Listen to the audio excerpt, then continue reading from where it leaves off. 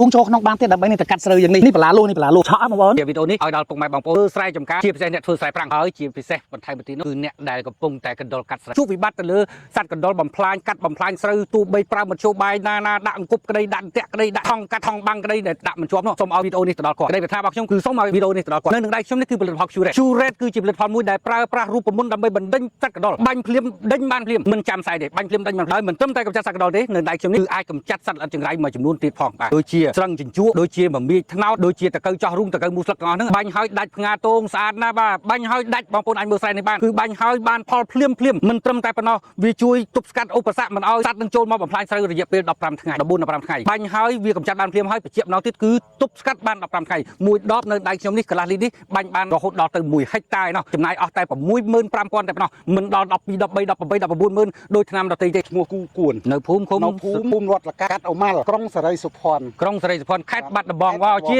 ខេត្តដែលធ្វើស្រែច្រើនជាងគេហើយជាខេត្តដែលកណ្ដុរកាត់ច្រើនជាងគេបាទឥឡូវបងជួយរៀបរាប់តិចមើលព្រឹត្តិការណ៍យ៉ាងណាយ៉ាងនេះគឺធ្វើស្រងនេះធ្វើស្រែវគ្គនេះបាទវគ្គមុនអត់បានប្រើហ្នឹងហ្មងវគ្គមុនអត់បានប្រើគឺរៀបថេងឡើយរៀបថេងមកជាហ៊ានស្រែហ្នឹងគឺរៀបថេងហើយចុះការប្រឹងប្រែងរបស់យើងហ្នឹងមិនតិចតិចអត់ទេតិចហើយ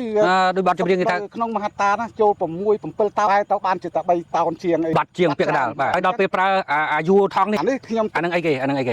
Curate បាទ Curate បើសួរថាបងប្អូនប្រជាកសិករហត់អត់ចំណាយច្រើនអត់ច្រើនបងប្អូនខាំងប៉ុណ្្នឹងហើយនៅវារួមចូលក្នុងបានទៀតដើម្បីនេះទៅកាត់ស្រូវយ៉ាងនេះបលាលូឆក់បងប្អូនអ្នកដែលមិនដឹងឆក់អញ្ចឹងបងប្អូនហើយយើងខាំងយ៉ាងណាក៏ដោយយើងដាក់លបងឆក់យ៉ាងណាក៏ដោយក៏វានៅតែចូលដែរយើងហត់យើងពិតជាហត់មែនទែនហើយចំណាយច្រើនណាស់ប៉ុណ្្នេះអ្នកខ្លះមាន2ហិកតា3ហិកតា4ហិកតាហើយយើងកាត់មកទៅគូមកទៅអត់ច្រើនហើយនៅតែការពារការទេអញ្ចឹងបងប្អូនថ្ងៃនេះខ្ញុំសូមណែនាំជាមួយនឹងផលិតផលបាទ Curate បណ្ដេញសត្វកណ្ដុរកម្ចាត់សត្វចង្រៃគ្រប់ប្រភេទបានប្រកែស័ក្តិសិទ្ធិយ៉ាង100%បងប្អូនប្រើច្រើននេះហើយអ្វីដែលសំខាន់នោះគឺបងប្អូនអាចយកទៅប្រើប្រាស់នៅក្នុងម្ដបនេះអាចប្រើបានដីរហូតដល់1ហិកតាហើយប្រសិទ្ធភាពរបស់វាគឺរយៈពេលចំនួនកន្លះខែ15ថ្ងៃហត់ណា